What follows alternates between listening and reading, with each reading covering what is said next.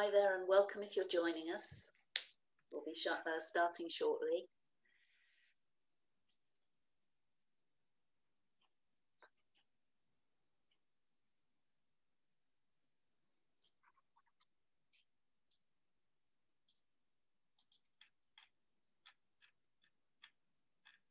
Hello, everyone. Hello. Can you hear me well? Yes, I can hear you, Ake. Great.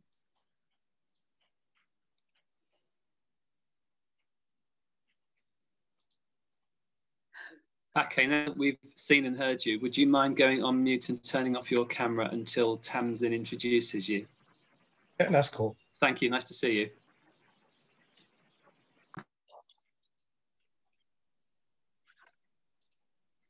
Just another minute or so and we'll be starting.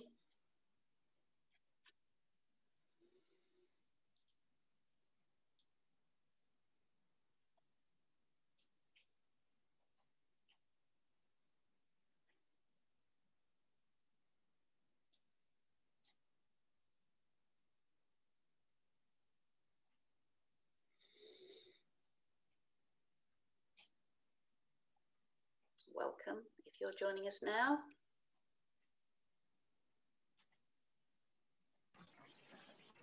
Good morning, Hepzibah. Good morning. Would you mind turning off your camera and then when Tamzin cues you, you can turn that on later on. Thank you.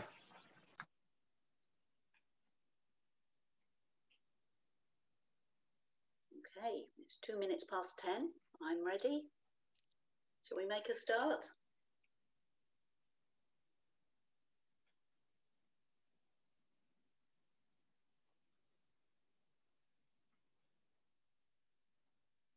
Morning, Adam.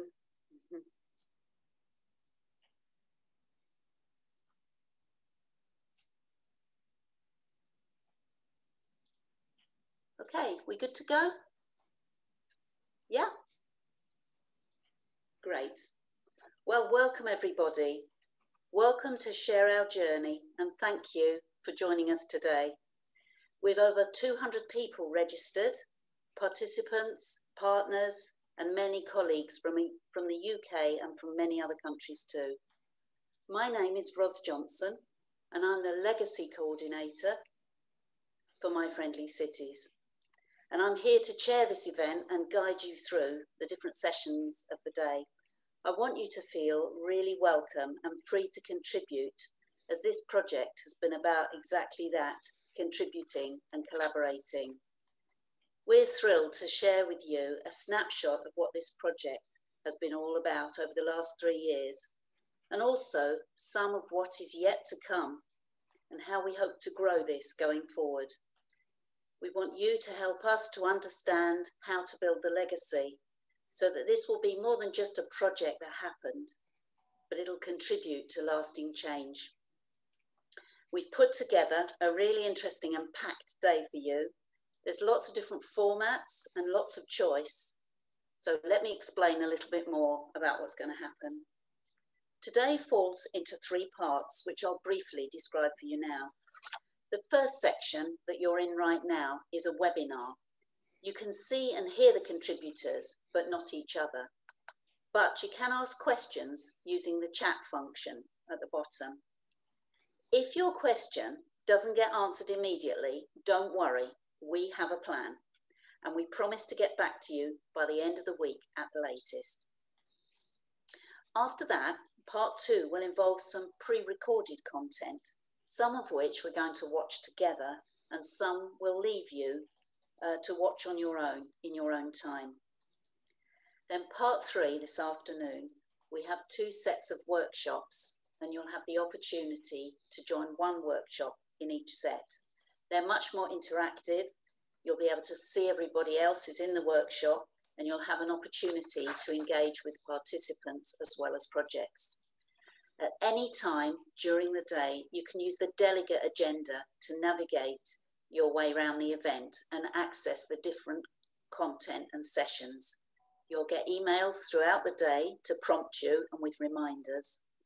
We will be recording this morning's session and the final panel session this afternoon, but not the workshops. If you've got any questions about any of that, you can pop it in the chat. So just a little bit of housekeeping then. I'm not going to tell you where the toilets are. I'm hoping you already know that. But for each of the sessions, please follow the etiquette that is prescribed. If it's a session with open microphones, then we'd ask that you'd keep them on mute to help us reduce background noise. As I've mentioned, please feel free to use the chat to comment or to ask questions. And if you want to tweet during the day, we'll really appreciate that as much as possible using the hashtag #ShareOurJourney. If you get stuck or lost at any point, you can always email MiFriendlyCities@coventry.gov.uk. That'll be monitored all day and we'll get back to you if you need help. So we're going to get started. And just by way of a quick icebreaker, we're going to invite you to participate in a poll and answer a question, and we'll see the results on screen. So the question we're asking you to answer, and it'll be multiple choice, so hopefully your answer's there. Where are you joining this event from? I am joining this event from. And there's your options.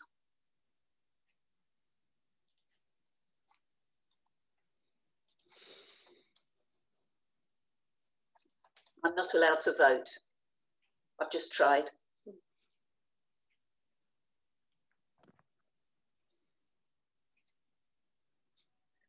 Okay. Okay, we've got 83% voted. A few more moments.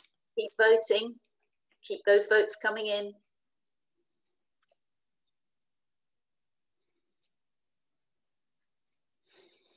Are we nearly there? Nearly there, 84%, a couple more seconds. And I'll close the poll now and display the results. Thank you, thanks Jess.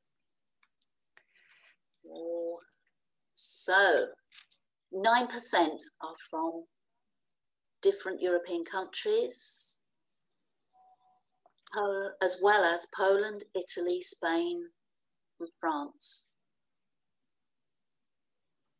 That's great, thank you very much. So a bit of an idea of where people are joining us from, and a very warm welcome to all our European colleagues. Thank you. So now I'd like to welcome Peter Barnett, who's Head of Service for Libraries and Migration for Coventry City Council. Peter's going to lead this first session for us. He's going to give us a bit of an overview of the project, which is always a good place to start, from the point of view of the 3 city councils who've been partners in this project, Coventry, Birmingham and Wolverhampton. Peter has some guests who he'll introduce you to, representing those 3 councils. So Peter, over to you.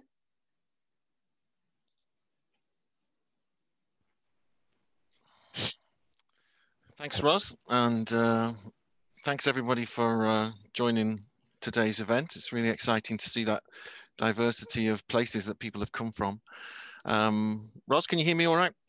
Can hear you fine, thank you. Okay, I'm not used to Zoom, so good luck for this one. So just to say a little bit about MiFriendly Cities, West Midlands is the 2nd most diverse region in Europe. And so we're the 2nd most diverse region in the UK as well, outside of London. And that diversity brings with it some challenges, but actually, more importantly, an untapped set of resources, skills, and ideas that we were very keen in the genus of MiFriendly Cities to do better at exploiting and engaging with. So our vision for refugees and migrants is being rooted in them being involved in every step of the project development and kind of taking a bottom-up approach. So we wanted to instill a two-way integration process, which is both multifaceted, multi-layered, and takes into account the whole community. From the grassroots upwards, we've wanted to see citizens across the community working with local businesses, with ourselves as councils and statutory organisations, and importantly, voluntary organisations to build migration-friendly region together. So some activities have been tailored to specific groups, but the overall approach has been one of engaging with a broad range of residents in the regions, and including people who are from different migrant backgrounds, but also people from what we might think of as the host community. So why Coventry, Birmingham and Wolverhampton?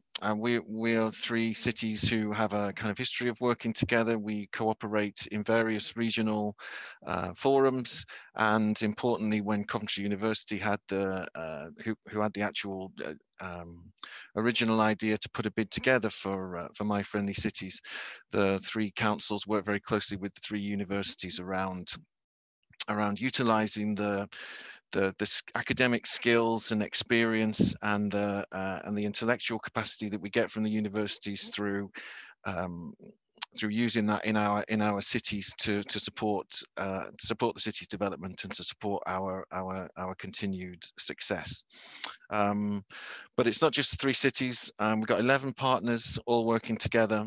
So it's been great to include the university, as I said, who from Coventry's perspective, we have the Centre for Trust, Peace and Social Relations, as well as the social enterprise arm of the university. We have Interserve, and having an employer as part of MiFriendly Cities has given us a real interesting set of experiences and input that perhaps we've been not been used to as local government officers. So having Interserve as part of the project has been very valuable now mighty through the life of the project. We've had Migrant Voice, who are a national organisation who supports refugees and migrants to articulate their experiences and help them to integrate. We have Coventry Refugee and Migrant Centre and the Refugee and Migrant Centre in Wolverhampton, who've been key partners, delivery partners in a number of different aspects of the project. We've had Central England Law Centre, who've done a lot of work around supporting migrants to establish their legal rights and have helped with some key resources which are available on our website, both supporting people to access the different services they're entitled to, but importantly, really focusing on immigration status. And MigrationWork, again, a national NGO who've supported lots of the initiatives around skills development, etc. In a minute, I'm really pleased that throughout the day you'll hear lots of information from participants in the different projects. I would say for me, the personal stories are the really important ones, and I would just very quickly share one of the participants in refugee resettlement work that we do, a man called Khalil, who came to Coventry from Iraq about 4 years ago, had struggled with accessing work and struggled with making the transition back to the sort of life that he and his family had in Iraq. But working with one of the MiFriendly Cities projects through our Fab Lab, Khalil did a 6-week digital fabrication course, met lots of people who were in a similar position to him, both from migrant communities and the host communities, learned a lot of new skills, particularly IT skills, and on the back of his 6-week course, got the first of a couple of different jobs which have transformed the life of him and his family and really aided all different aspects of his integration in Coventry. And it's those stories and personal experiences of people and using those in terms of how we plan that have been so important. So we don't want to listen to me for too much longer. I'm very excited that I've got 3 leaders from the 3 cities who've taken part in MiFriendly Cities joining me, and I'm going to ask them some questions. And I just want to check that we've got the 3 leaders active now. Anthony, I can see you. Hello. And Councillor Akhtar and Councillor Cotton, are they with me? And I can see Councillor Akhtar, good. And Councillor Cotton. So I'll just say, first of all, I'm really pleased to welcome Anthony Walker from Wolverhampton. Anthony's been a leader in supporting refugees and migrants in Wolverhampton for certainly as long as I've been involved in the topic, and look forward to him joining this discussion. Councillor Pervez Akhtar is City Councillor from Coventry, who's the Deputy Cabinet Member for Policing and Equalities, I'm going to say, Councillor Akhtar. And Councillor Cotton, again, has been a great supporter of MiFriendly Cities through the life of the project, and is a Cabinet Member on Birmingham City Council. So the first question is for Councillor Cotton. Let me get my right piece of paper. Sorry. Oh.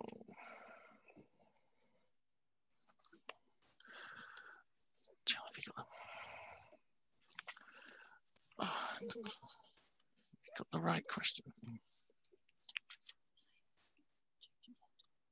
Yeah. So, Councillor Cotton, could I ask you to say something about why MiFriendly Cities has been important for your city?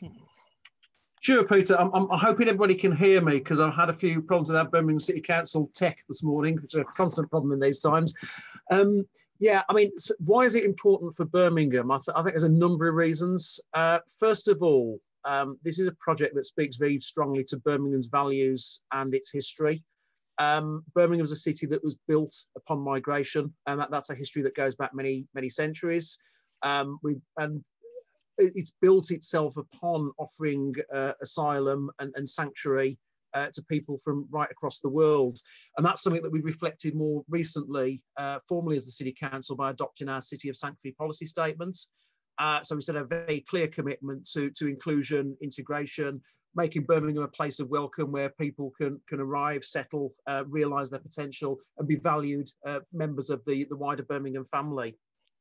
So that's kind of the root of this. Then it connects very strongly to the priority we've set ourselves around tackling inequality. We know that our city as a whole is still, despite the great opportunities there, very much scarred and affected by social and economic inequality. And that certainly is reflected when it comes to issues of migration and integration and sanctuary. So this fits across to that agenda that we're pursuing at the moment around breaking down those barriers and ensuring that everybody can share in the growth and opportunity that Birmingham offers. We've certainly, through this project, talked a lot about active citizenship, that whole sense of belonging and ownership, and how important that is in ensuring that we get successful integration and engagement across communities. We were able to fund and support grassroots organisations embedded in local communities to benefit some of our most vulnerable citizens as well. The other really important thing for us has been around that whole issue of economic inclusion and opportunity. So the project's offered opportunities for migrants to develop skills, so community researcher training, taking part in migrant media labs, things like that, and by supporting refugee and migrant entrepreneurs as well. So, you know, MiFriendly Cities has actually contributed to Birmingham's local economy. The other really important thing has been that regional working and partnership that you talked a bit about in your opening remarks. So the combination of being able to work with our colleagues in Coventry and in Wolverhampton and our partners in the voluntary and community sector across the region has been really important. We've got shared challenges, and I think we've got a shared ethos about how we address that. So we've been able to work collaboratively and test some new ideas. So it's been a really important project for us, one that very much speaks to what we're trying to do in Birmingham. It's been a real pleasure to be part of it. Yes, thank you for that. I think that opportunities that we maybe hadn't even envisaged at the beginning of the project has been really, really valuable. Would any of the other panelists like to comment on that question? Anthony or Councillor Akhtar? I think it was just to kind of echo what Councillor Cotton said in relation to the fact of working cross borders was really important to us. The fact of the shared learning that we could gain from Coventry and Birmingham in relation to the work as local authorities, but also the work of partners across those areas was really, really key to us in Wolverhampton. The experiences that we gained from the clients, experiences we gained from the authorities, the experience that we gained from the partners involved just made the project so rich. It just gave us a different insight into things that we'd probably never had the opportunity to look at before. And I think what it has given us in Wolverhampton is the opportunities to continue to do work together. I know we'll be working on some projects later on down the line, Peter, and especially we're working on them in Birmingham as well. Absolutely. I think it really helped galvanise that. Thank you very much, Anthony. Councillor Akhtar, yeah. Yes, thank you very much. I want to say thank you to John and Atney. To be quite honest, I can't add anything more because what they said is amazing. And to be quite honest, our region is amazing also. Our cities are amazing because they are all multicultural, multi-faith, multi-racial, and all of us live in peace and harmony. And that is a great credit to people of this region, to our officers, to our politicians. And to be quite honest, there is no doubt immigration, migrants, refugees, there is a terrible hostile environments were created against our fellow human beings. But once again, I would say credit to our region and to our city that how we have welcomed our newcomers and helped them to settle in our communities. And that is a great, once again, great credit to people of this region. Thank you. Thank you, Councillor Akhtar. That leads us on nicely to the second question, which I'm going to direct to you in the first instance, if that's all right. And that is, how important is it that this project has been a West Midlands project with each city council working together? Thank you, Peter. The project has allowed 3 major cities in the West Midlands to come together and become a migrant-friendly region. While the cities of Coventry, Birmingham, and Wolverhampton are neighbors, they each have their own personality, culture, and way of doing things. However, as a team of 3 city councils, 7 NGOs, and 1 commercial partner, we worked in collaboration and were able to tackle head-on issues and challenges related to migration. The MiFriendly City project developed new, bold ideas, and the most creative and innovative ideas were then put into practice at a fast pace. Together, these actions have pushed the boundaries of what has previously been attempted in the European Union before. We are all cities of sanctuary, a welcome place of safety for people fleeing violence and persecution. We are already achieving an improvements in quality of life for migrants regionally, evidenced by our interviews with participants. For example, the program has trained 70 citizen social scientists, over 30 social enterprises and innovations aimed at addressing challenges and building solidarity between communities. Hundreds of individuals have gained qualifications, languages and careers have been improved.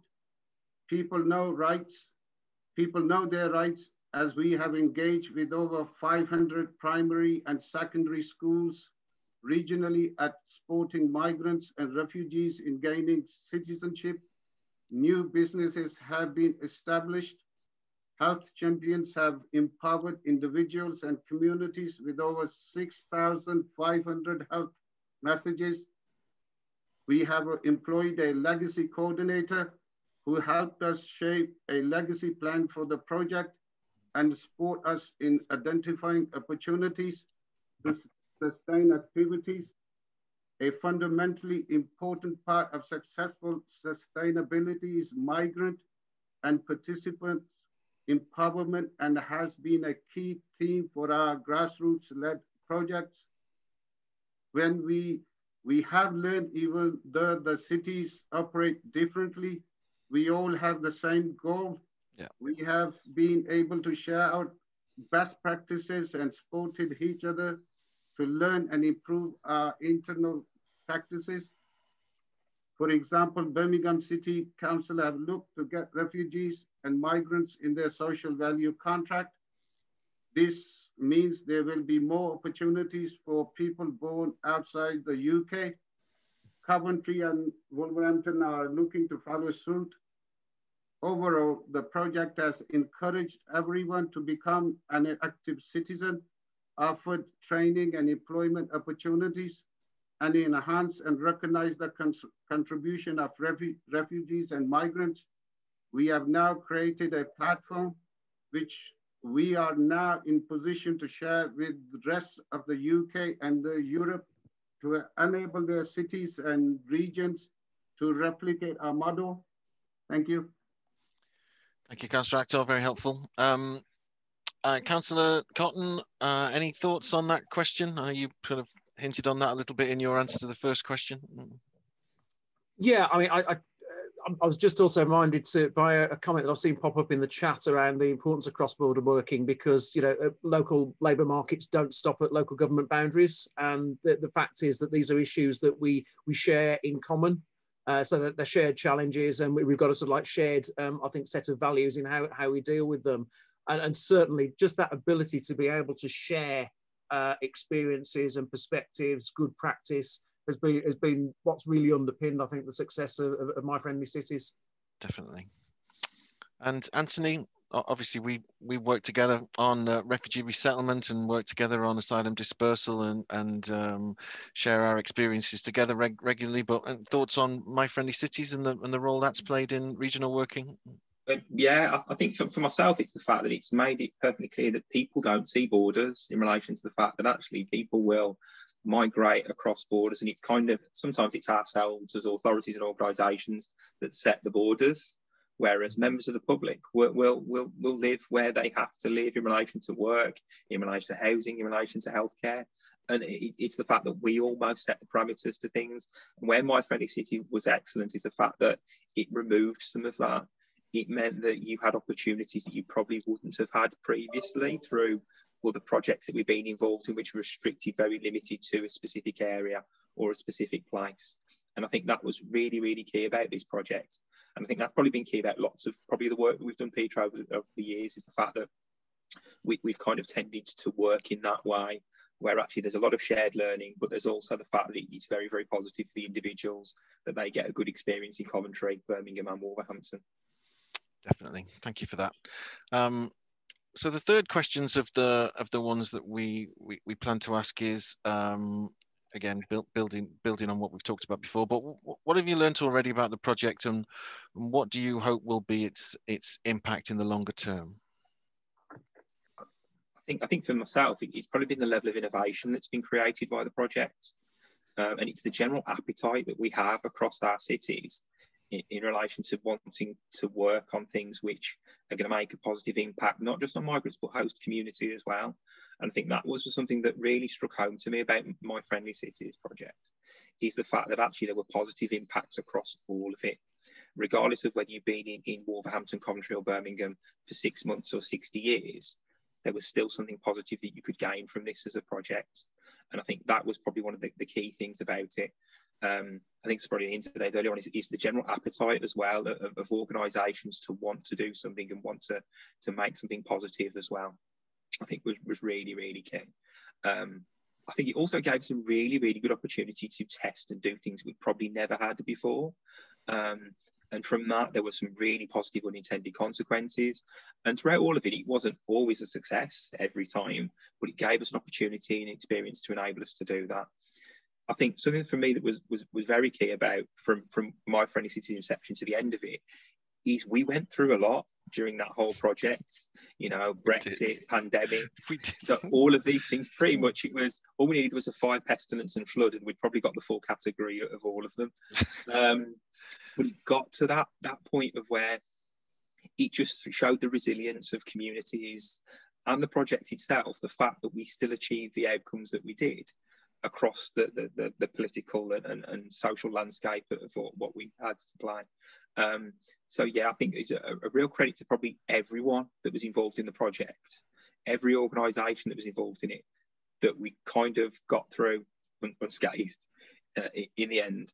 And I think I remember the very first couple of meetings that we had, and somebody talking about, let's get 11 organisations to deliver across 3 cities, to deliver across housing, health, social care, education, and legal stuff. And it was literally a matter of, I can't believe we're going to try this, and we did, and it was Element was successful, and I think the reason we're probably funded is the fact they were probably going, I can't believe they're going to try this either.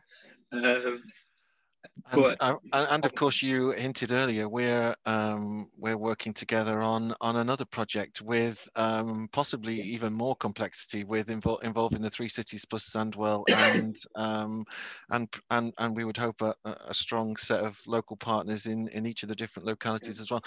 Would you say something about COVID? Obviously, it has been a massive challenge to us in delivering the project, but again, has really shown the resilience and the strength of communities that are diverse and like the ones that we celebrate. I think communities have really pulled together. I think this is the thing, and out of everything of the horror of the pandemic, I think that's one thing that's been really, really key, is the positive aspects of what community means to people.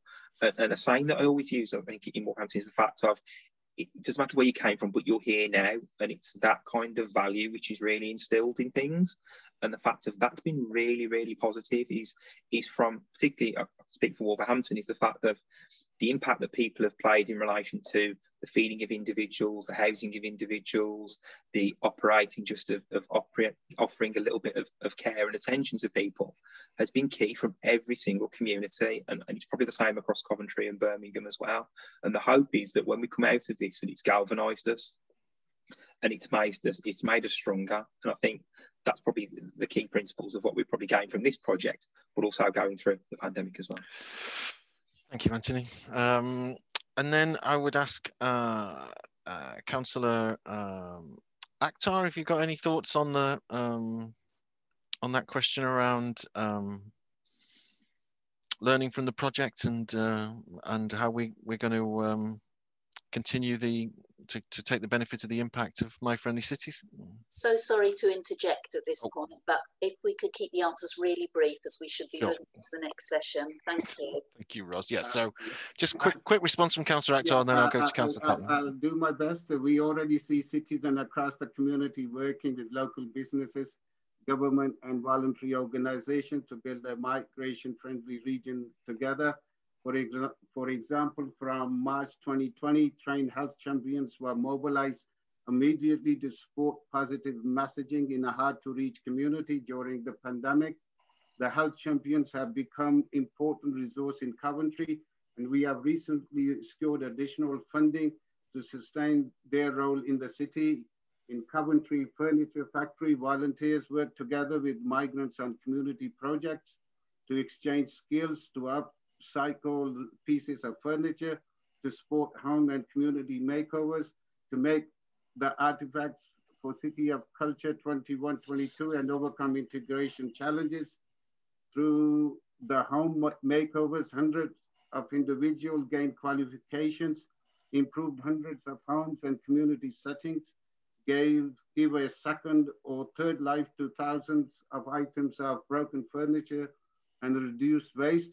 The next big achievements we have set is authoring a MiFriendly City guidebook to the projects, focusing on main domains of integration through our very own theory of change: markets, aspiration, citizenship, sport and access, connections, social action, evidence, partnership. The first draft will be presented today to get final input from policymakers and stakeholders. The project has offered a real opportunity, not just for cities in the region, but other European cities to learn from each other and to realize the innovative and skills of their migrant citizens. And Peter, I want to say thank you, obviously, to all our officers and political leadership. But the real heroes, far as I can see, are the migrants, our newcomers, our new citizens, and our refugee and migrant centers. The staff there, they are visible. They are on the front line. and the Law Center. These are the very people, the backbone of our project, who have helped refugees, who have helped our new citizens to integrate, to get jobs, to get training, and you know, make a positive contribution. And that is a great credit to our citizens, and especially to our staff in these centers, because as I said, they are on the front lines.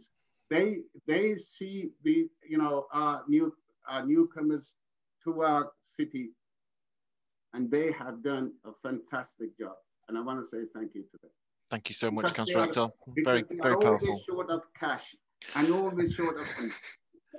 Thank you very much for that. And then just a final word from Councillor Cotton then. And again, just reflecting that Urban Innovative Actions has been an opportunity for us to try things, try different things. And as Anthony said, you know, some things have worked, some things haven't worked, but we've had some really successful things. I noticed in the chat the French-speaking community organisation in Birmingham, who we certainly intend to copy some of the work that they've done in Coventry, and obviously MiFriendly Cities built on use it. But Councillor Cotton, for you, any thoughts on the impact of MiFriendly Cities before we move on? Yeah, I mean, I'd be breaking the injunction around brevity if I was to reflect on all the learning, because I think it's been really rich and really extensive and really deep. And, you know, there's projects right across Birmingham that have changed and transformed lives as a result of MiFriendly Cities. And certainly it's helped us with the COVID thing as well. So the work that the community health champions have done, which has been talked about.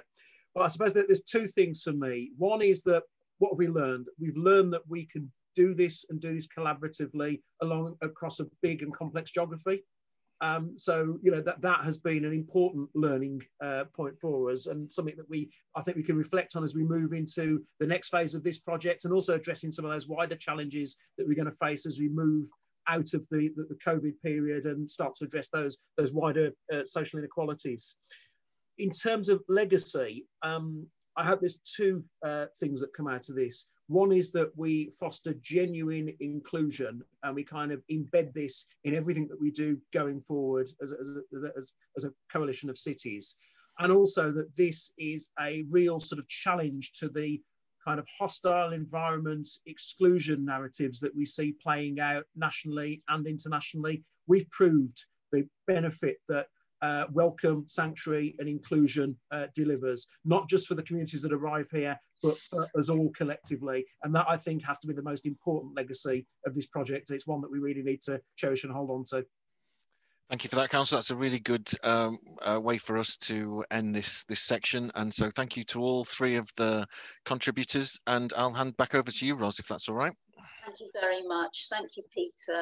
And thank you to your guests, to Anthony, and to Councillors Akhtar and Councillor Cotton.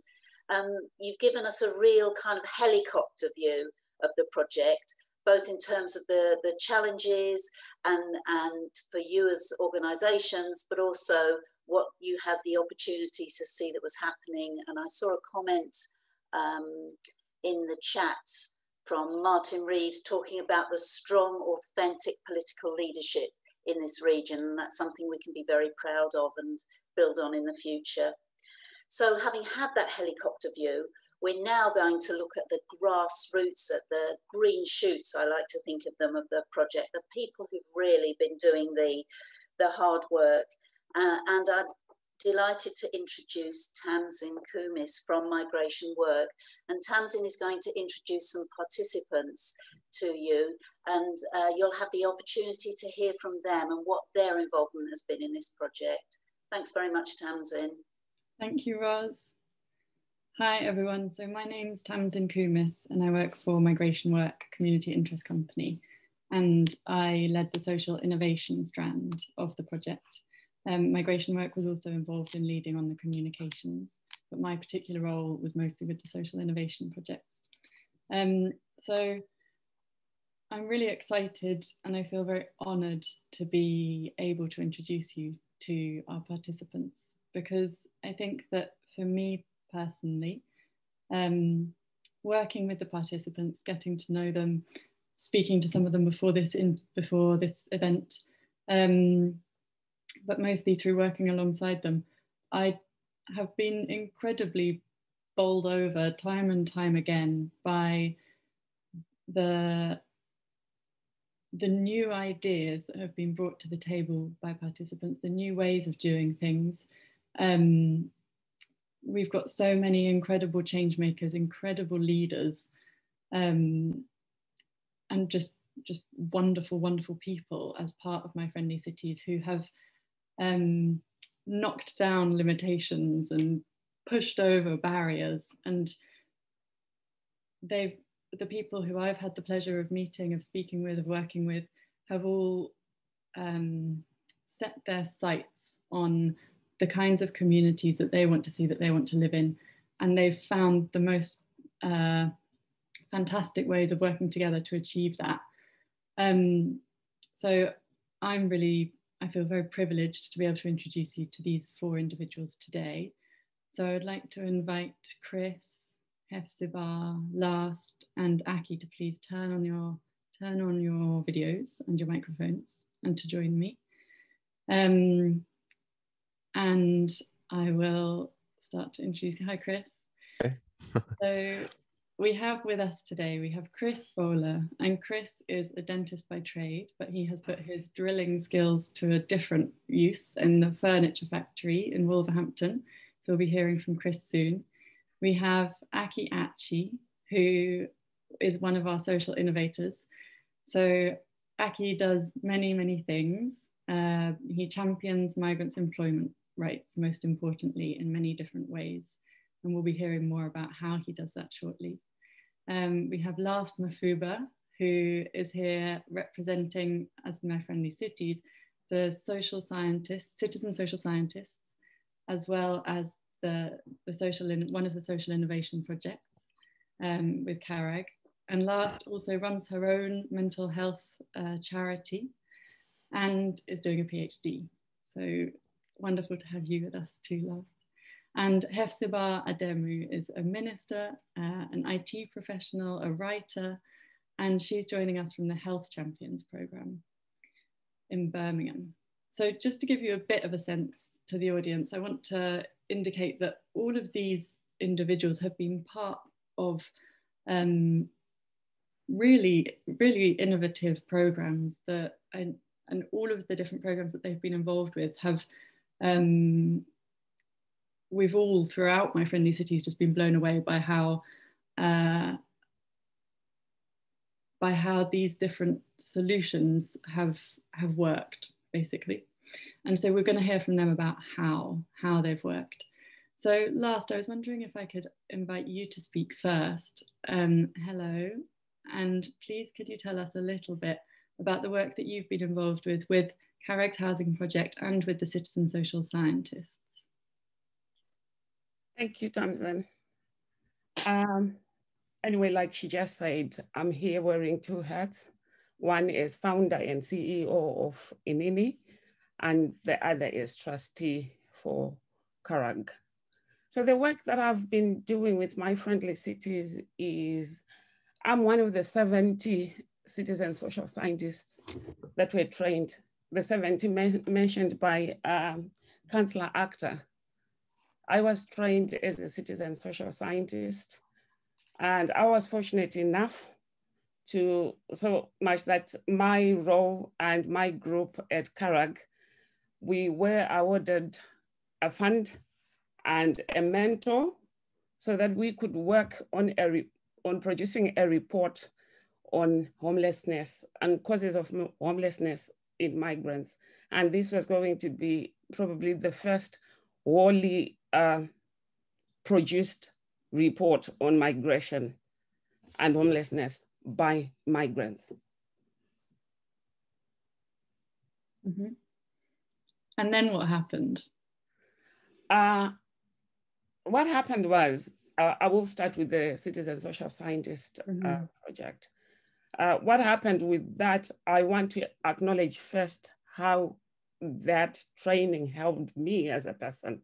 Mm-hmm. It empowered me to have enough confidence to put together a proposal to develop the very research question that I worked on in the training into a PhD research question. So I'm now I'm now a PhD student working on researching mental health and migrant communities. That's what happened within the citizen social scientists.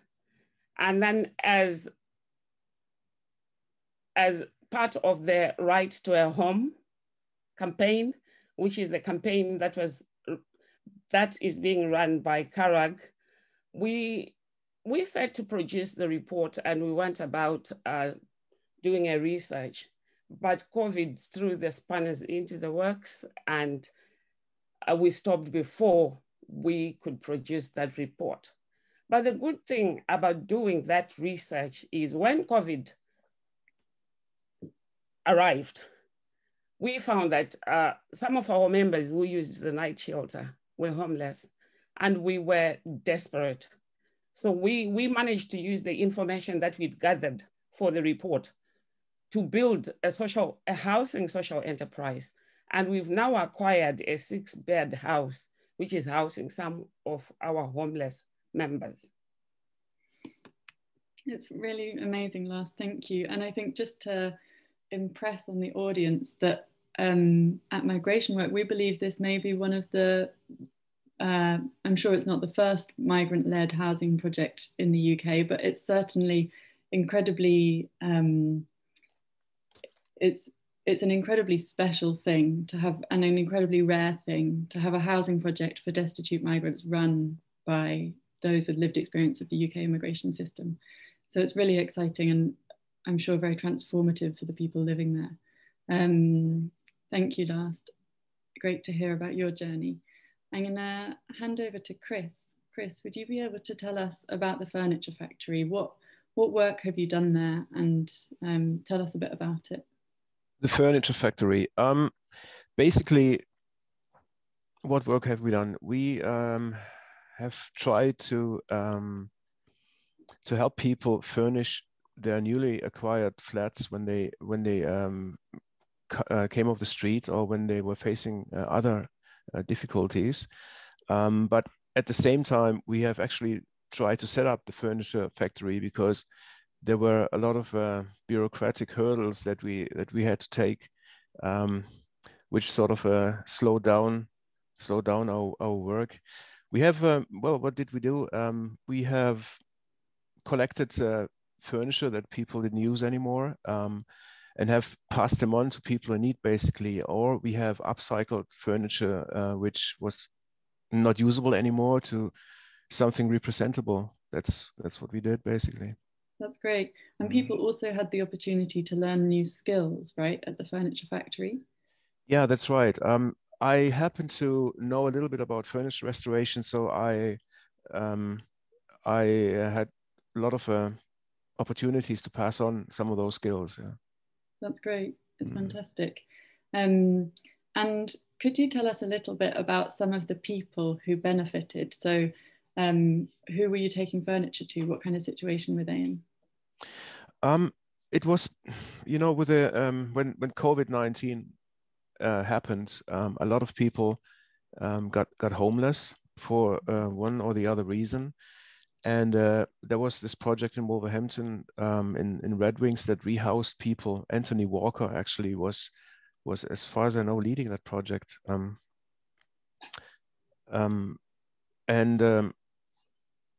We have basically focused on providing an environment for people that are passed on into their new flats that people actually would like to live in.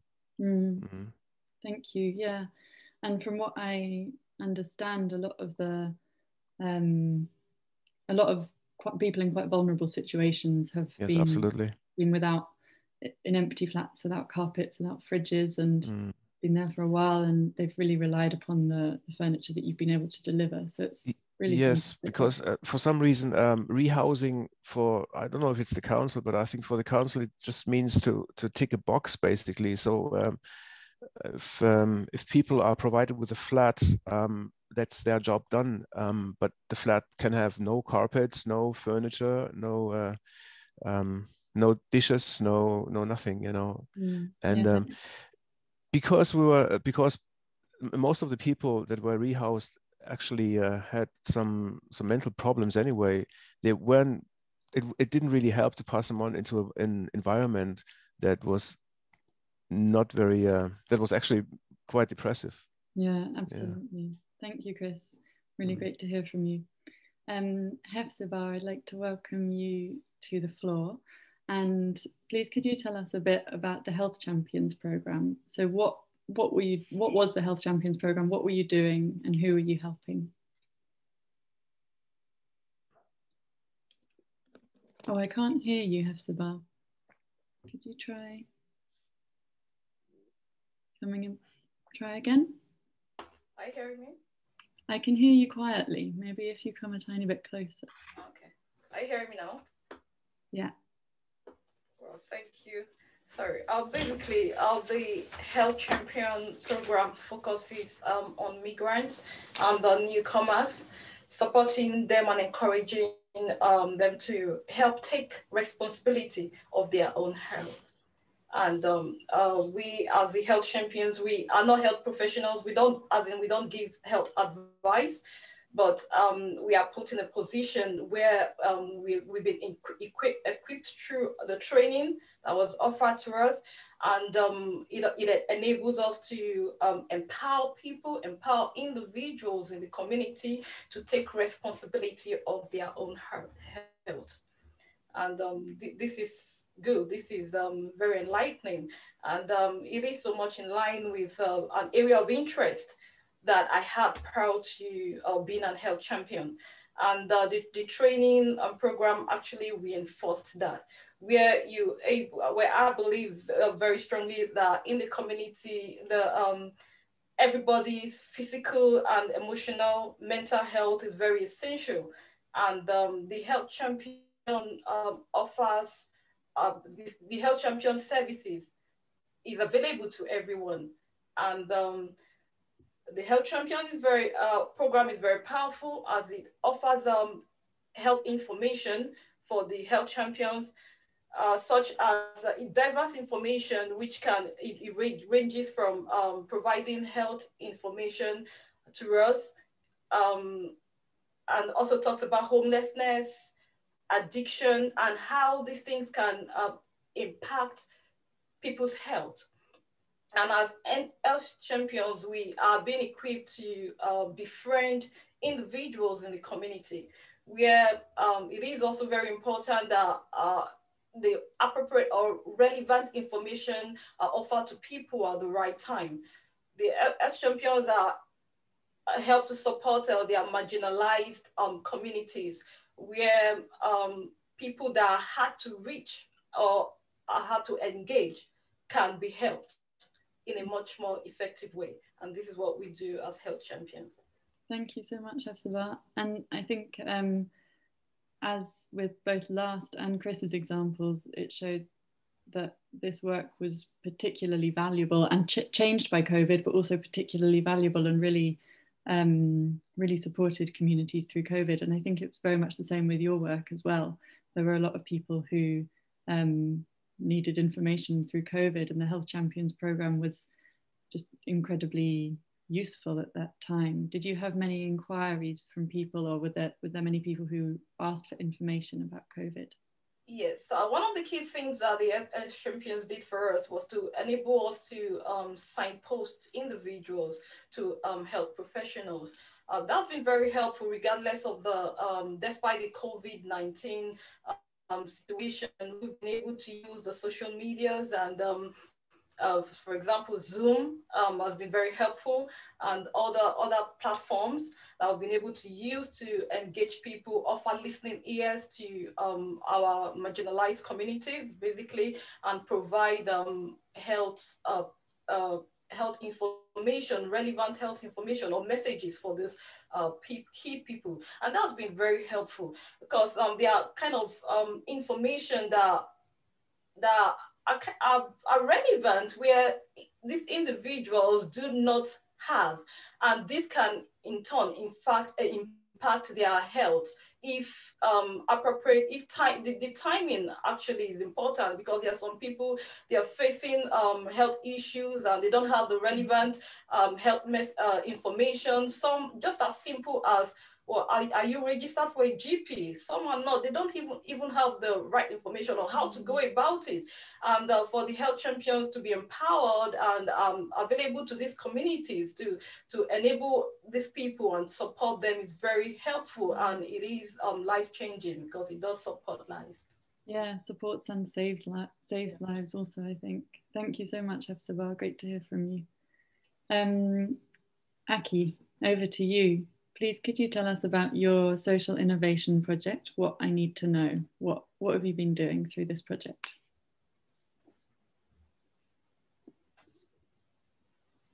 Hi, Tamsin, and thank you very much for this session.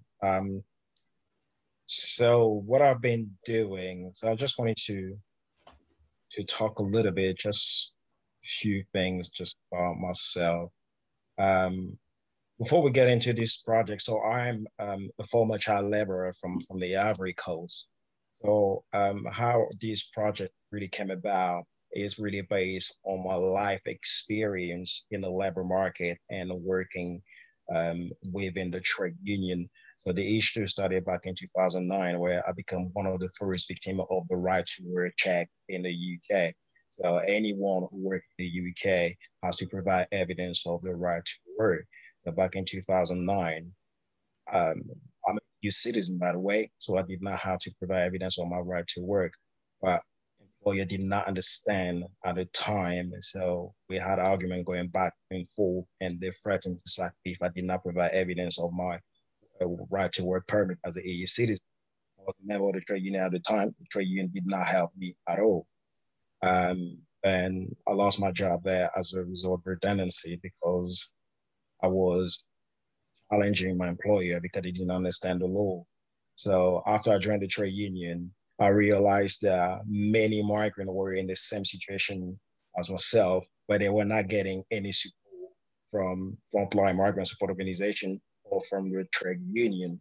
So after 5 years, I resigned from the trade union because migrant issues were not the top priority. After I resigned, I went to university and I did my master's degree to understand really the issue around immigration and employment law, because my master's degree has two major components, immigration and human rights law together. So after I resigned, then in 2019, this project, MiFriendly Cities, I saw an email, and then I went to the first session and I put my project through, and I was accepted. I received funding to run this project, what I need to know. So this project really is to educate many of us in the community who arrive in this country and not understand the law in this country, don't really know how to protect ourselves, to protect our right in the labor market, because trade unions are not doing that at all. Because when we have this kind of issue, we've been bounced back from lawyers, from immigration lawyers to employment lawyers, because on the one hand, a union, for example, are saying that, well, this is not an employment issue, it's an immigration issue. And when we go to immigration lawyer, they say, well, this is not an immigration issue, it's an employment issue. So there is a gap here where no one is addressing this issue. So I set up this organization. So with this project, it was about going out there in the community in a safe environment to educate people who look like me, who sound like me, who go through the same issue I've been through, just to try to make sure that they don't go through the crack I went myself. So as part of this project, which was mainly in the West Midlands, we have helped quite a lot of people. So we are a tiny organization. We have 3 trustees, myself doing the groundwork, and 1 volunteer. So throughout this work, we have done, I have dealt personally with 29 cases in the West Midlands. I'm not going to go through all the cases, but one of the major cases in Coventry, for example, where one refugee was suspended and then dismissed because the employer did believe that did not have the right to work. So I got involved in this. I spent, for example, one day with him, the whole day, to ensure that we meet with all the different organizations to try to help him. In the end, I managed to get him back to work. So he had a job now. In London as well, we have people. I can't go into any more detail. I'm sorry, because Yeah. I really want to run through my last question to everyone. Sorry. I know that there's so many exciting, amazing cases that you could share with us all, but we don't have time, unfortunately. I just want to quickly say about what I need to know. Wink, Ake's project, is that they have trained migrants, the general public, BME workers, employers, frontline professionals. They've trained many different people on migrants' employment rights. And if we all understand this information better, then we can all look out for labour exploitation better. I think that's important to add. Ros is back on. I'm going to ask everyone for a super quick 30-second final message to the audience. So this might be a key lesson you want to share, or just a key ask. So last, I'll start with you, please. Thank you, Tamsin. I think the key lesson that I've learned on both projects are, like when I was doing the Citizen Social Scientist project, I ran a small research into homelessness and mental health. And the findings highlighted the plight of migrants around housing. And that added to my own lived experiences of going through the asylum journey and the processes that I had to go through to get to a point where I was happy and comfortable, made me realize how important housing was to migrants. So what I would say is, I think I want to leave people here with a question to take away. But before I do that, I just want to give you 3 statistics. Migrant Observatory reported in December 2020 that of all the asylum applications that were made between 2016 and 2018, 36% of them were allowed on initial application. And of the refused applications, 70% filed in an appeal. And of the 70% that filed in an appeal, 43% were allowed. And I guess this just shows you how flawed Home Office decision-making is. So my question is, if you were a failed asylum seeker with no recourse to public funds, living on the streets, maybe being detained under the Mental Health Act and released back into homelessness, do you think you are able to put together a convincing asylum appeal application? Thank you. Powerful question last. Thank you. Chris? Sorry, I think my mic was muted. Well, 30 seconds. What's important to say? Maybe 2 things. The one thing is, whenever there's a crisis like COVID or homelessness or problems with migrants, help needs to be direct and uncomplicated. Then there need to be ways to bypass complex bureaucracy that slow everything down and leave people behind in the process. That's what I think is very important to consider. The other thing which is important to consider is that the migrant crisis, with migrants being on the street and homelessness, there's always mental health attached to it. So I think there should be some sort of a feedback mechanism that feeds back how people actually do when they are rehoused. I think one should get away from just ticking boxes, but really care for the individuals in order to achieve to achieve the better situation for somebody. That's what I think is important to say: mental health and direct help. Thank you very much, Chris. Mm-hmm. Hepzibah? Thank you. What I've also observed from the Health Champion program and my support in the community with my with my community is basically the fact that the homelessness and addiction or whatever issues, it does affect the health of individuals.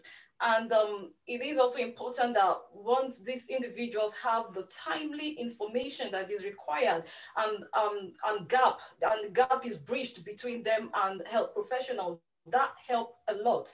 And I hope that there will continue to be increased working together and building partnership between the local citizens and the industries and the government in order to bring better outcomes for individuals in the community.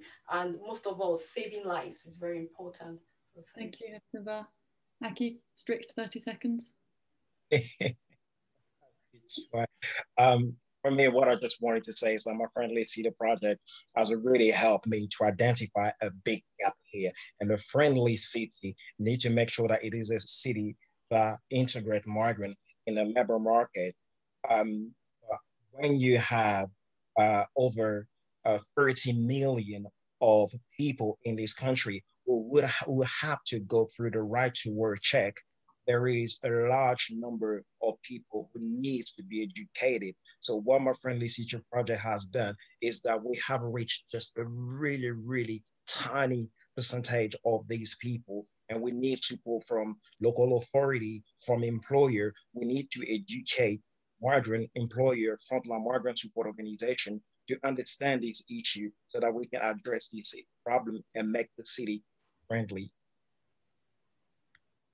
Thank you so much, all of you. It's been a real pleasure to talk to you today. Back to you, Ros. Okay, thanks very much. Sorry, can I just ask one question, really, really quick? I have noticed this all is getting recorded. Is it possible to get a copy of it? I'll email you after, Chris. Thank you. Sorry for that. No worries.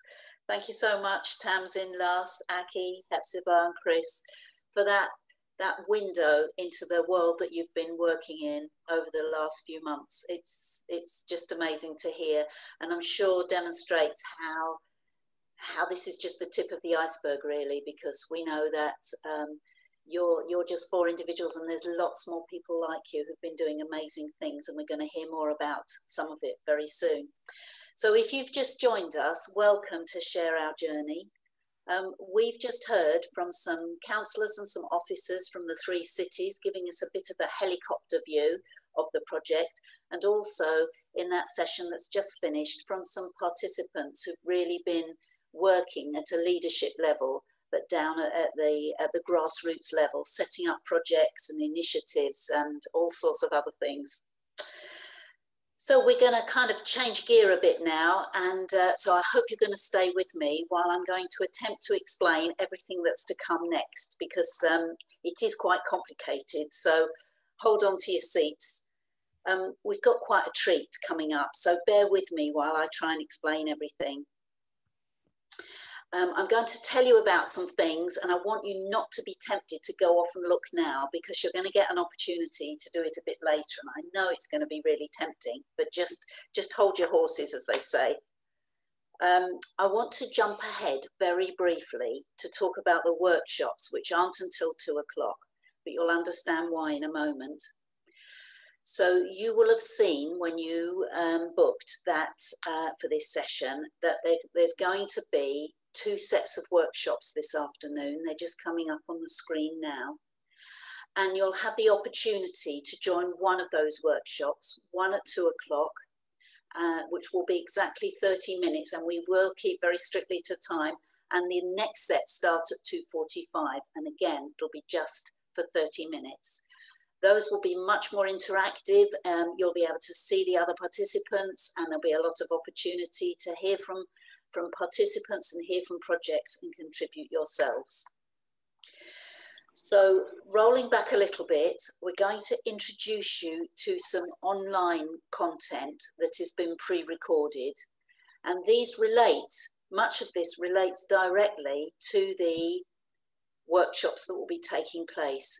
So when we give you that space a little later on to look at the on-demand content, you might want to view the sections that relate directly to the workshop that you've signed up for.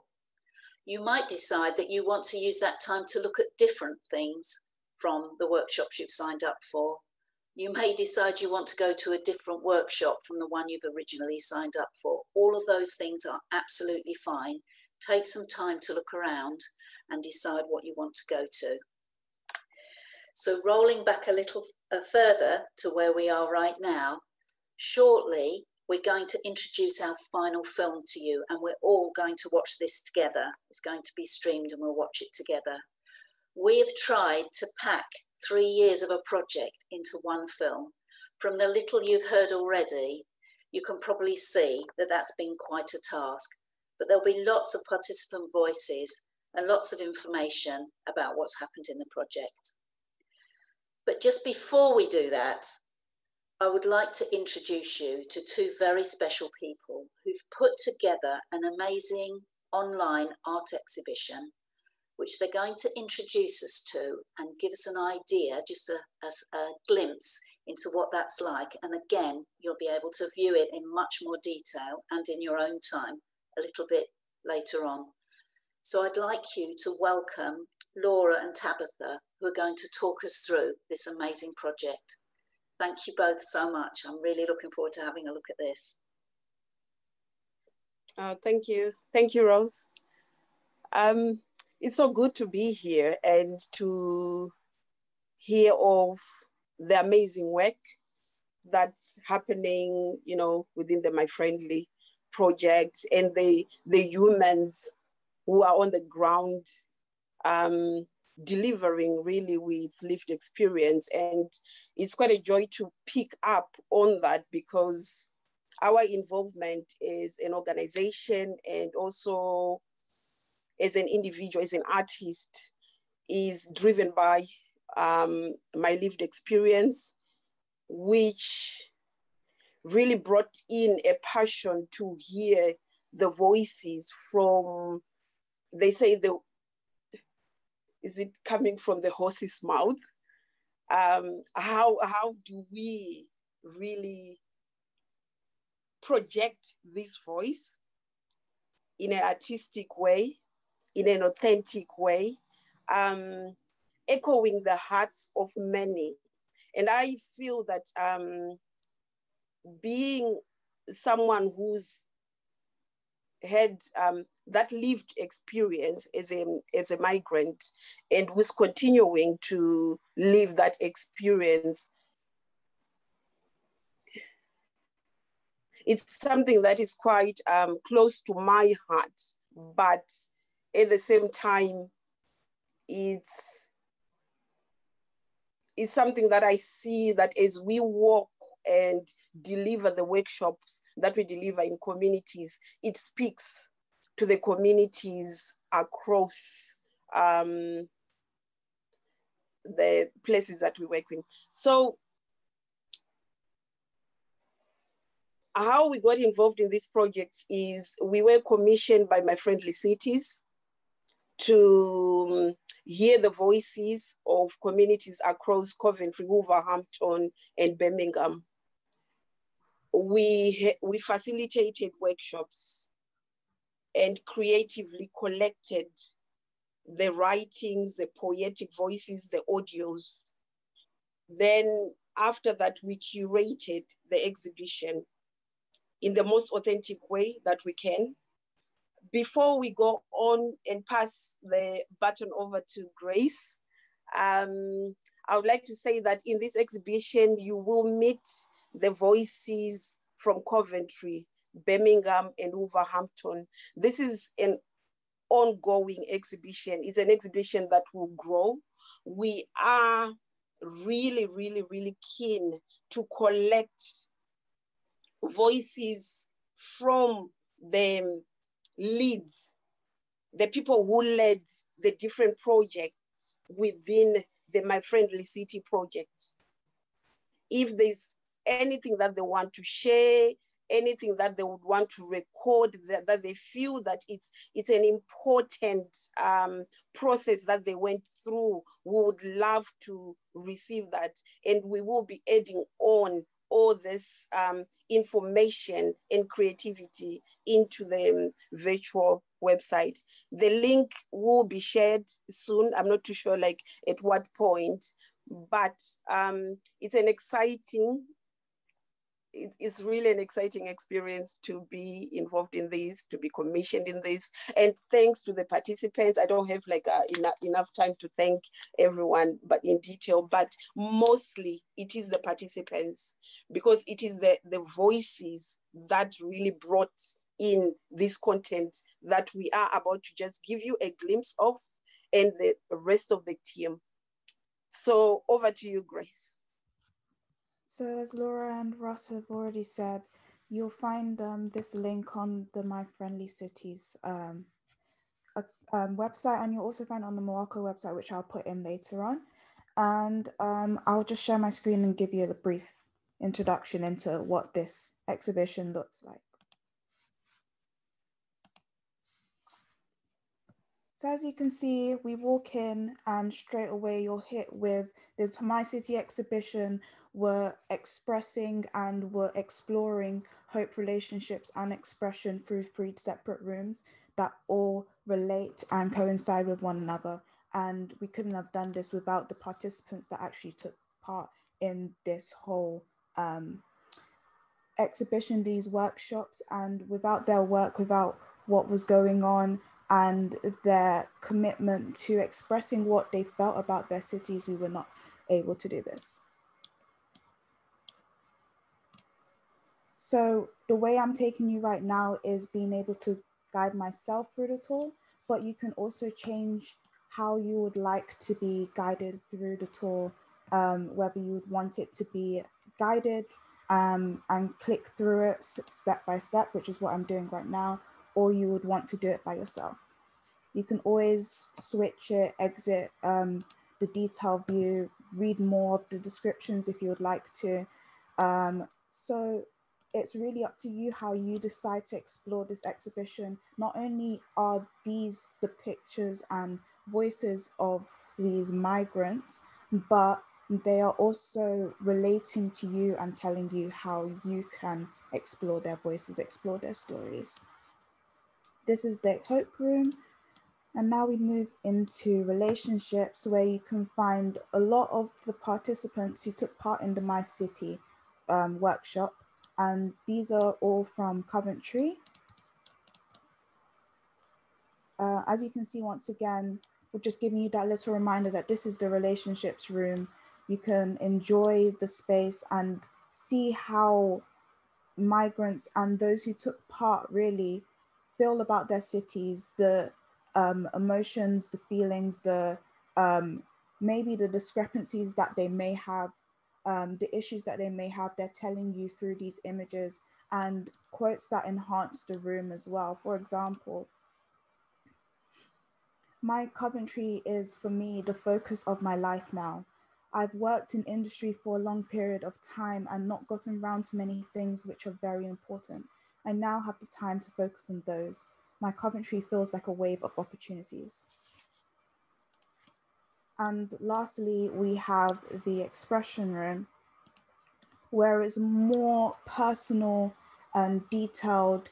We'll get into the abstract part of what they believe their city is for them, whether it's Coventry, whether it's Wolverhampton, whether it's Birmingham.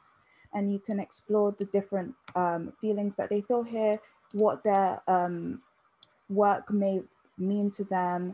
For example, this is Red Leaves, and it symbolizes the height of autumn within the artist's city.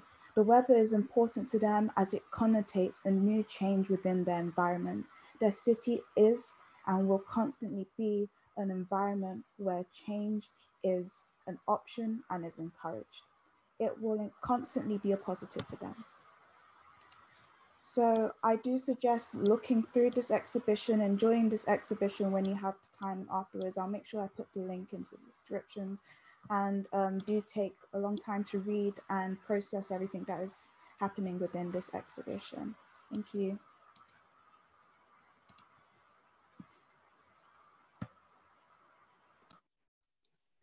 Thank you so much. Thank you. That looks really amazing, and it's not going anywhere, is it? It's going to be, even if we don't get a chance to look at it today, it's going to be there going forward. And as Laura said, it's going to be a developing piece of work. It's not, in a sense, it's not finished. It's going to be added to. So a dynamic piece of work, fantastic. So we'll be able to see how it develops going forward. Thank you so much. We'll really look forward to looking at that. Okay, we are going to watch the final film now. We're going to watch it all together. We're very excited about this. I'm not going to talk any more about it. Jess is going to cue it up for us so we can watch it together. It's about 25 minutes long. And when it's finished, I'll just briefly direct you, but it will be your opportunity then afterwards to look at some of this pre-recorded material that we've talked about before the workshops that start this afternoon. So please enjoy our final film, Share Our Journey.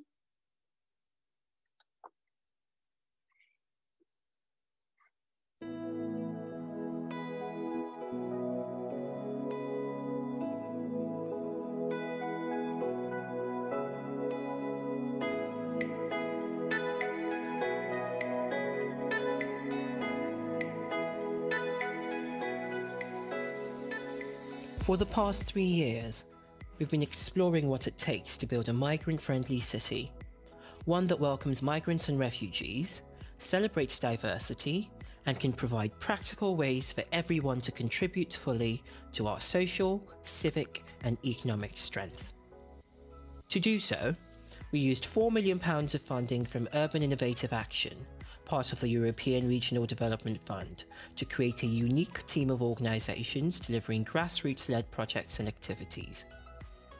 We galvanised some very special participants with migrant backgrounds and created real opportunities for them and local companies and communities to get involved. We explored programmes that encouraged employment, housing, health and citizenship, using language, skills and grant funding to get things moving. We called it MiFriendly Cities. And here's what happened next. We've trained 61 health champions, 70 citizen social scientists, 162 citizen journalists, 78 with painting, decorating, and DIY skills and qualifications, 131 to gain digital qualifications, 40 social entrepreneurs, 100 plus in maker and 3D modeling skills. I'm involved in the Health Champion project. The other project I was involved was being trained to be a social entrepreneur. What we have to try to do is really to try to educate migrants on the ground to make the city as little bit as friendly as possible to migrants who arrive in the UK and don't understand their rights. I took part on a weekly workshop to do painting and decorating. As part of MiFriendly Cities, I was involved in about 3 projects, Birmingham Health Champions. The second one was with the MiFriendly Cities project in helping small entrepreneurs to boost their businesses. But the other one that I'm actually involved in is making sure that refugees and migrants have got a say in the communities that they live in. I'm actually now a community journalist. What do you know? In terms of other achievements, there's the magazine. As a team in Migrant Media Lab, we came up with a magazine that people were talking about for weeks and weeks. People are still talking about it. It was building up confidence and learning new skills. Working with different people and meeting new people, I think that's one of the biggest achievements. We've delivered 6,500 health messages, 253 legal rights health checks, 394 Share My Language community activities, 72 home makeovers, 1,000 plus pieces of upcycled furniture, 114 apprenticeships and job opportunities, 639 English language classes, monthly repair cafes, 21 different resources and publications to support individuals and organisations, citizen rights presentations to 500 plus schools, thousands of social media posts, a new online art exhibition, By supporting participants through projects, training and funding, amazing things have happened. I still can't come to believe that I'm a journalist. Because before I thought journalists have to have like university qualifications and lots of letters behind the names to become a journalist. So this has taught me a lot and opened my eyes to say, if there's something you want to do, step out of your comfort zone and go and do it. Myself, you brought me some confidence, I know that, sometimes, even though we got English barriers, language barriers, but when people, they do trust you, they say that you can do it, what you've been doing. And she opened us a bit myself opened my mind that I can do it. I learned a lot from my friendly city staff, and they supported you in a way to showing you the way, not showing we are teaching you what should you do, to showing I'm beside you, I'm holding your hand, anytime you need, I'm here. It is giving me an impression of being a journalist. My confidence, they helped to build my confidence to become a journalist, to write something which other people should read. And whenever I struggle, we discuss in our newsroom and we help each other that way we can. And I say that this is my next family. We soon understood that a key role for MiFriendly Cities was as a catalyst for positive change, as each of these initiatives grew in stature and extended their influence. The Law Centre's role in the MiFriendly Cities project is primarily to provide legal health checks to migrants who are part of the project, things that would stop them from being able to fully participate in the project and integrate and settle in the West Midlands ultimately. They sorted out my visa and all the issues, and then they gave me legal help there. Now I have visa, like all my family, we have visa now. I'm feeling more confident and I'm feeling independent. And yes, I know that there are someone who can help me if I need them. The impact it has on me is, it really gives me confidence. We are now free. At least we can look for work now. We can do it ourselves. And the children can live good life too. I have immigration issues. And then I contacted the Coventry Law Center, and they really supported me well. It helped me with my mental health, with my rest of mind, moving forward to better my life and the life of my baby. I really want to be a nurse. I'm an applicant that need a job, and I went in there, and it helped me all the way through my CV up to the time of employment. One of my biggest achievements in this project is that regardless your background, regardless your qualification, they look into the situation you are, they try as much as possible get you back on the track.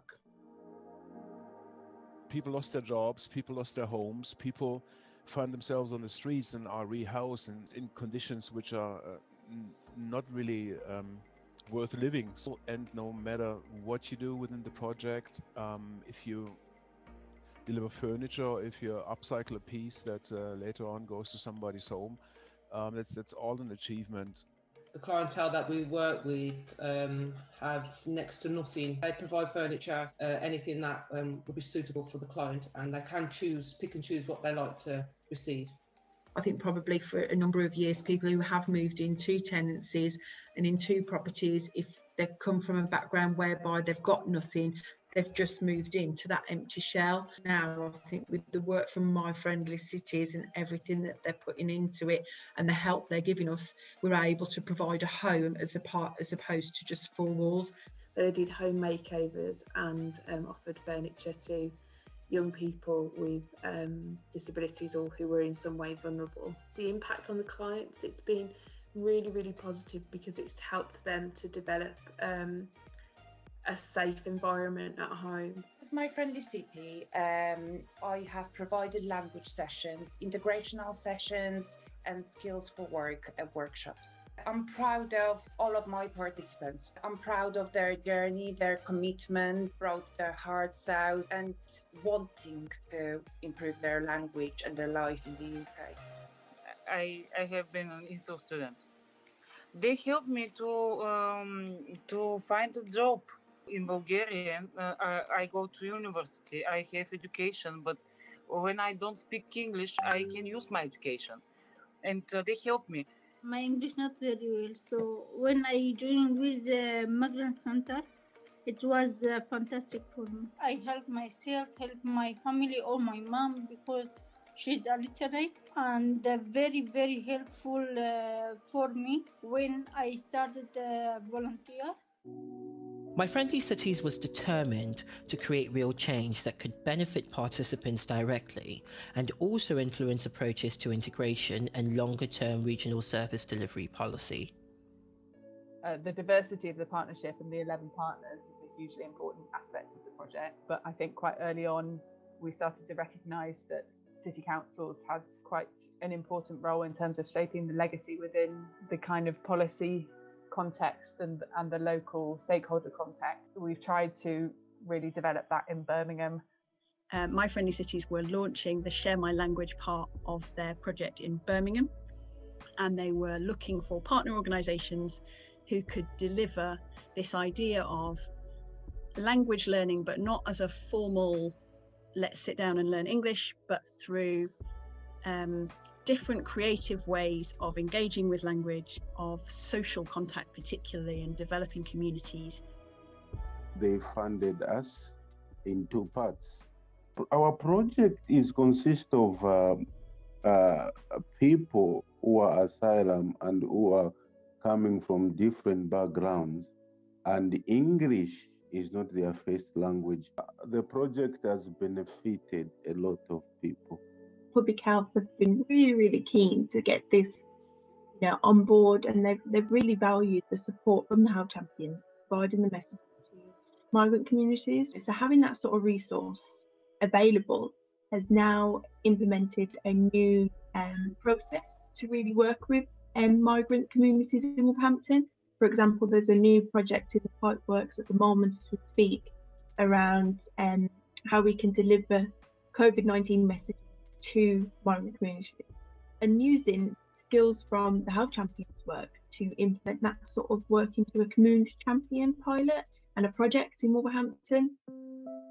We have learned a lot about our partnership, the project, and our participants in 3 years.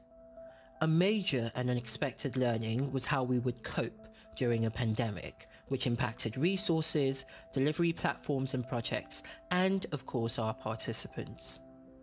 When COVID-19 led to a countrywide lockdown, our unique approach to the project, the diverse nature and unique skills of partners and participants alike came to the fore. Because while some projects had to stop, many continued in new ways, on new platforms, led by participants who inspired those around them.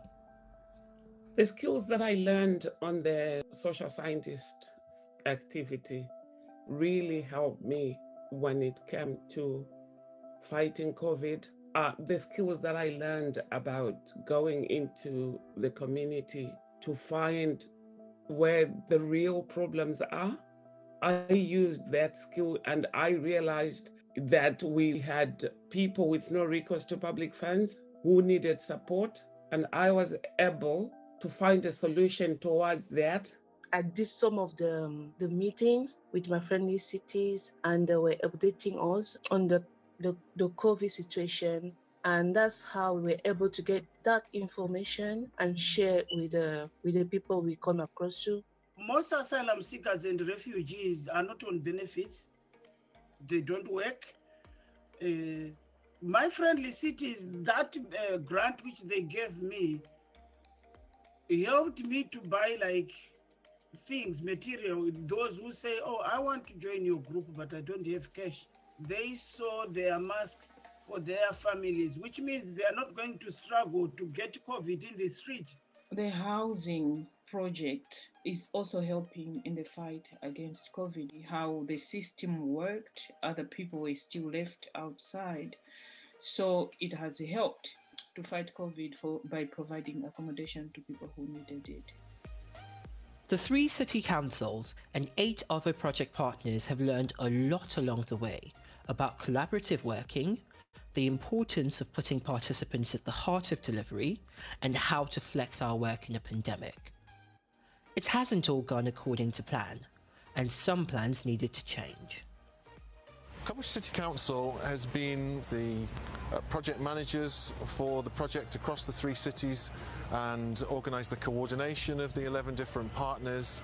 It's been very important that 11 disparate, diverse but well-connected partners have collaborated both together and with participants in the project. The collaborative working on the project has been the most amazing thing. As a result of the project, we've been able to collaborate with organisations a university wouldn't ordinarily collaborate with, and we are stronger and have better strategies in place to support communities as a result. The collaboration on the project has really helped us to test that combination of both top-down and bottom-up approaches. A lot of organizations which do this kind of work, like what MiFriendly Cities have been doing, you find they do different pieces of work and they don't talk to each other. The left hand doesn't know what the right hand is doing. But in our partnership, things worked out because we shared information on our activities.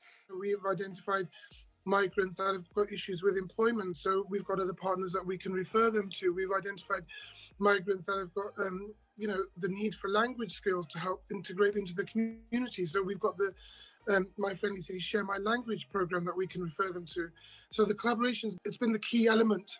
What is most important is about the participants being the leaders of change.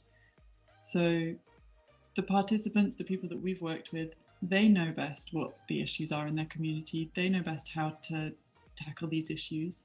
What they've needed from us is access to resources, opportunities to do the work that they know they need to do. And then sometimes they've needed a bit of help overcoming some of the barriers that are in society that make it harder for migrants to achieve success in certain areas.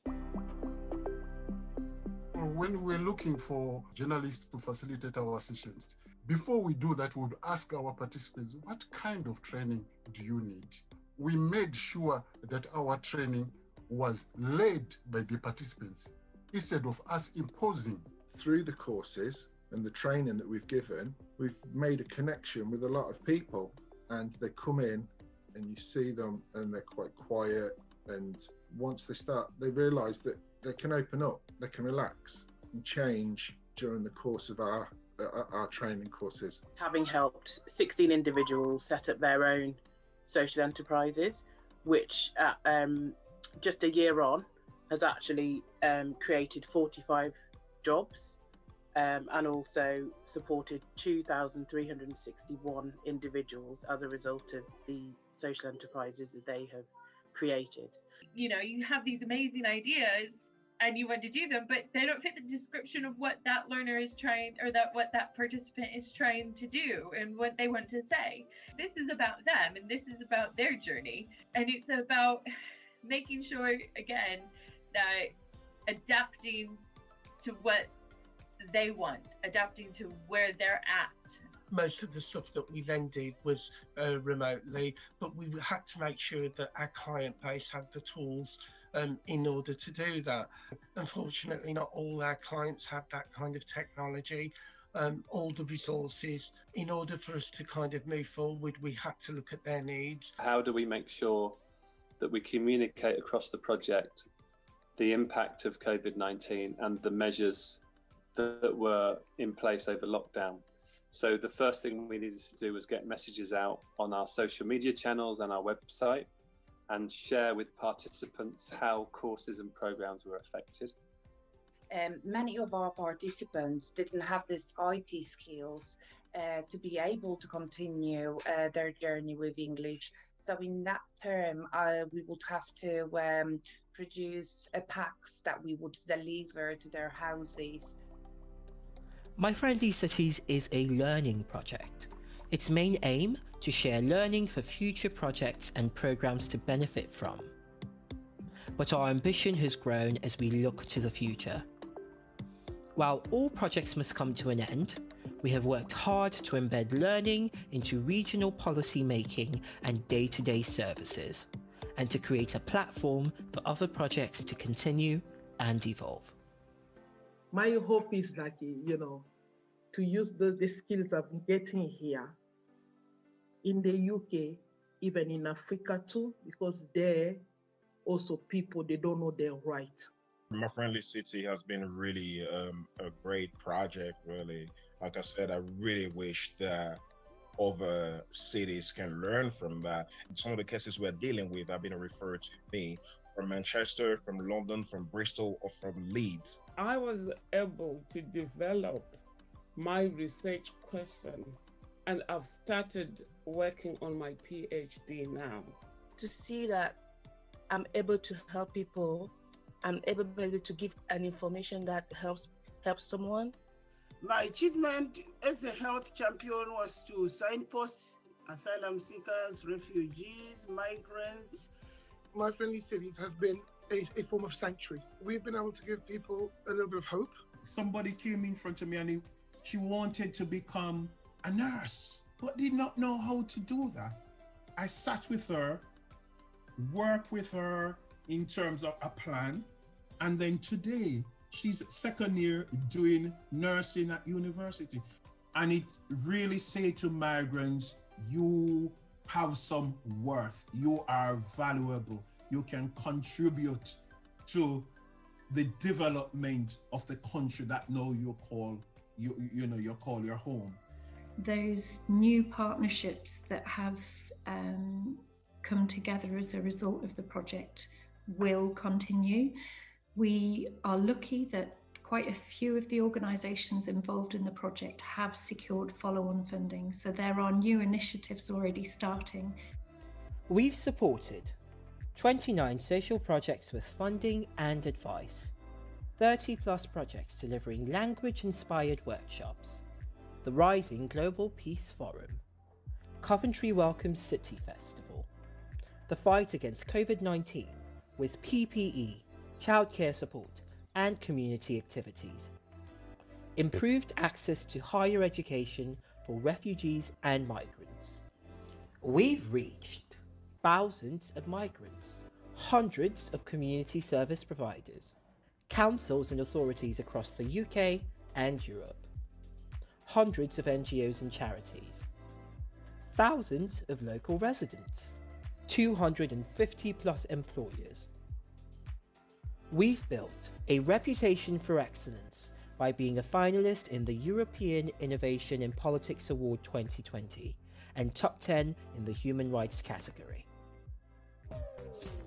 It has been a massive opportunity to test ideas. We've done things through MiFriendly Cities that normally as a team within the City Council we wouldn't have approached. We've learned a lot about what some of the barriers are that people have felt in living in our different communities, but we've also learned a lot about how we can connect better with them. The biggest legacy in this project, I think, for Wolverhampton is the furniture factory. We've been able to build that sense of belonging within the refugee community and make them feel part of the city. We see ourselves as being the sort of ambassadors for other large employers and employers generally across the West Midlands region to sell the benefits of the programme and get people signed up and taking participants and doing work placements and employment opportunities. I see my role as having three main functions in looking at legacy. So the first strand is what is it that the participants have got out of what they've done. They take the legacy of what they've done with them. The second one is actual projects which have been very successful, which will continue beyond the life of MiFriendly Cities And the third one is opportunity to really shout about what we've done, to engage as many key stakeholders to understand what we've done and to take some of it and use it themselves. And then the legacy will live on way beyond the life of the MiFriendly Cities project. The best legacy that MiFriendly Cities has is the people that we've championed up to this point so far, because they're going to be movers and shakers, and they are going to be the ones that write new policies, and they're going to be the ones that have those voices that will be heard. Migrant Friendly City is where migrants from whichever background, whichever walks of life you come from, you feel welcome and feel comfortable to live in that city among everybody and not have your rights taken away from you and be a useful citizen. They sort of like embrace me, and they have held my hand. And they held my hand and they are walking with me. They are showing me places. They show me, they are walking with me, which is exactly what a friendly city should be like.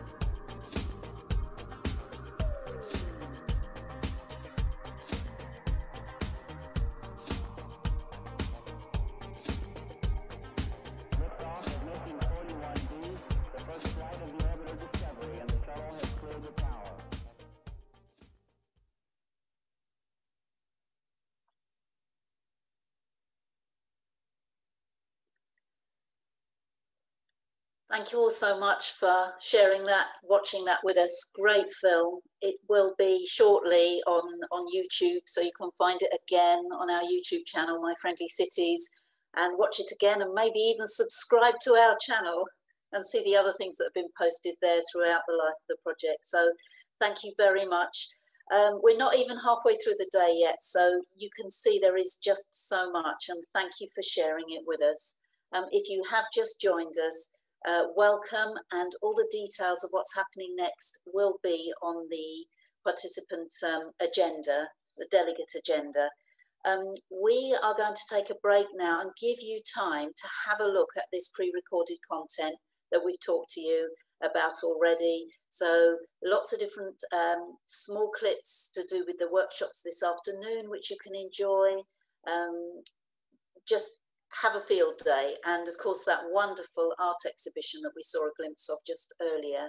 Do find your way into that and have a look around, and you will get a reminder, but we'll look forward to having you back again, ready to start on time for the workshops at 2 o'clock.